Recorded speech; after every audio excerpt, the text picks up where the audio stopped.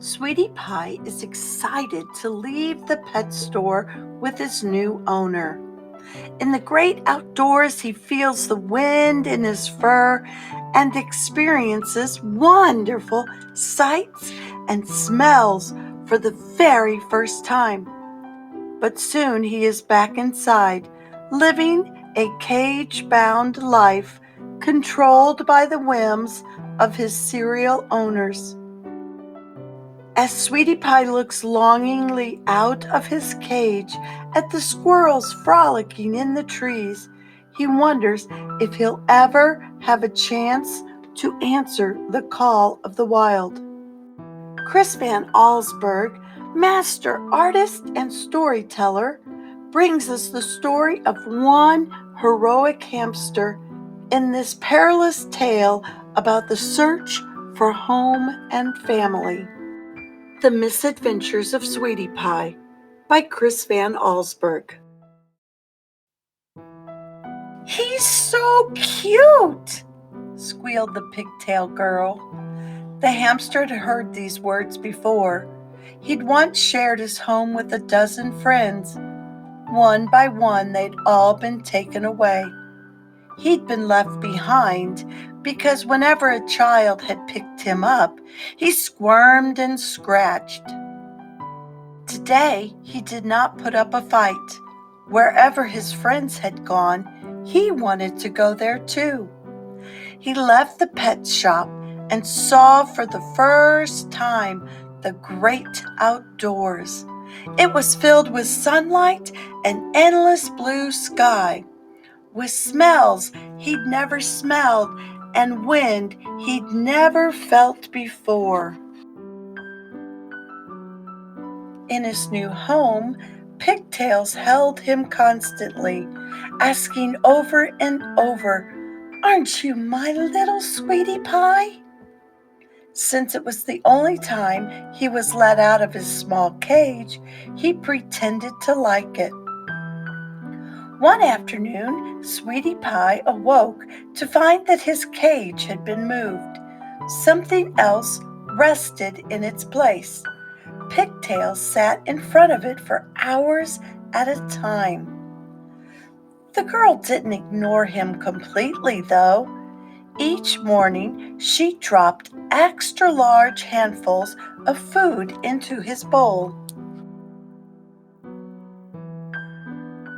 Because it was so tasty and because he had nothing else to do, he ate every bite. Many days passed this way until Pigtails brought a friend to meet Sweetie Pie. "Kinda big, isn't he?" the boy asked, holding an animal that felt more like a water balloon. "Yeah," agreed Pigtails.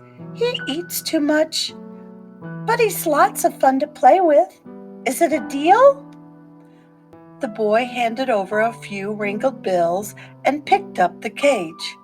For the second time in his life, the hamster felt the wind in his fur and smelled the great outdoors. He breathed in deeply, but was back inside before he exhaled.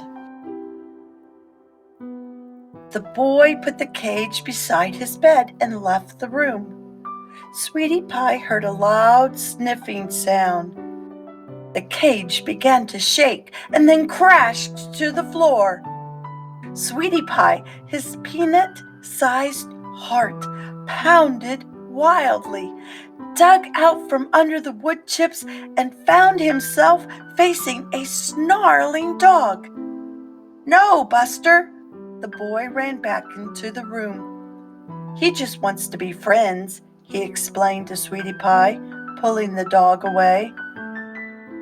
Over the next few weeks, Buster came into the room again and again, knocking the cage to the floor and banging his wet black nose against the wire bars.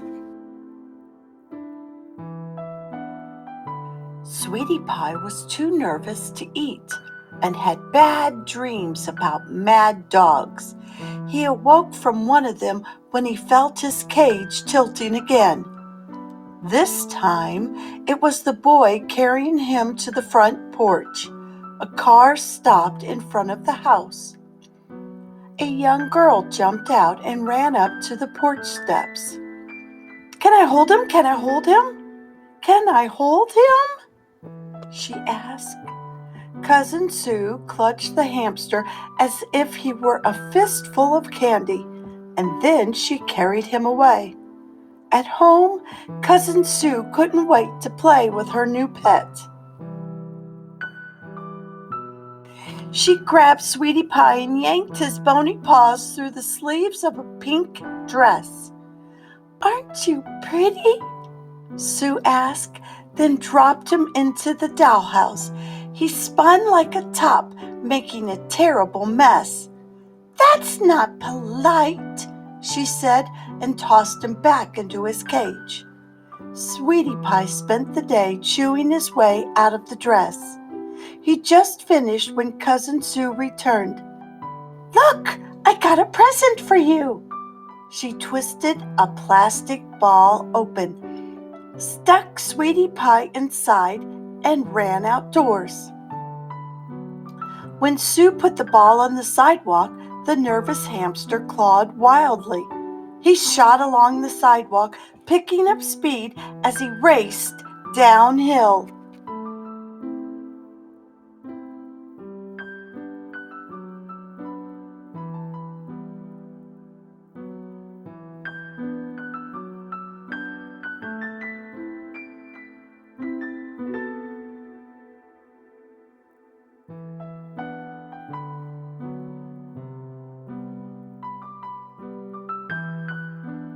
The ball landed in a pile of leaves.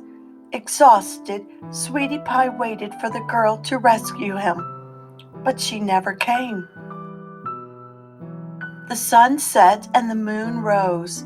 The lonely hamster spent the night staring at the stars, wondering if he'd ever get out of his plastic prison. In the morning, he saw children playing nearby. He pawed frantically and threw himself against the ball. Slowly, it began to tilt, then rolled off the pile of leaves. Sweetie Pie steered himself towards the children. When the ball came to a stop at her feet, a little girl picked it up. "Look," she said, "it's a hamster. I always wanted one of these, but my mom says no." She gazed at the hamster longingly. "I'm keeping him." At home, she snuck Sweetie Pie into her room, opened the ball, and put him in a shoebox. When her mother called, she left. Sweetie Pie's nose began to twitch. The hungry hamster smelled food. He climbed out of the box and followed the scent to the kitchen where the girl sat eating. As he crossed the room, he heard a loud shriek. Then bam! Something hit the kitchen floor behind him, and a rush of air sent Sweetie Pie tumbling under the table. "A rat!" the girl's mother yelled, raising her broom for another blow. The girl dropped to the floor to rescue Sweetie Pie and begged to keep him. "Not in this house," her mother answered. The next day, the girl took Sweetie Pie to school, where he became the class pet. Each morning, a different group of children would feed him and play with him. But when class began, he went back into his cage. He spent the rest of the day watching the leaves fall and the squirrels running through the trees. Occasionally, one of the bushy-tailed animals came and sat on the windowsill. The squirrel watched closely as the children opened and closed the cage. The hamster wondered if the squirrel was laughing at him, a silly little animal turned into a plaything for children. When holiday vacation began, Sweetie Pie left with a boy who'd asked to take care of him. On his way home, the boy stopped at the playground with his friends. The hamster wondered how long the boys would play. He curled into a ball. He loved being outdoors, but he was not used to the cold. When he finally looked around, Sweetie Pie saw that the boys had left and something strange was falling from the sky. Before long, a blanket of white covered the wood chips in his cage. The sky got darker and the air grew colder. His teeth rattled, and Sweetie Pie suddenly felt bone tired. He wished he could stop shaking. Soon his wish was granted. The hamster became still.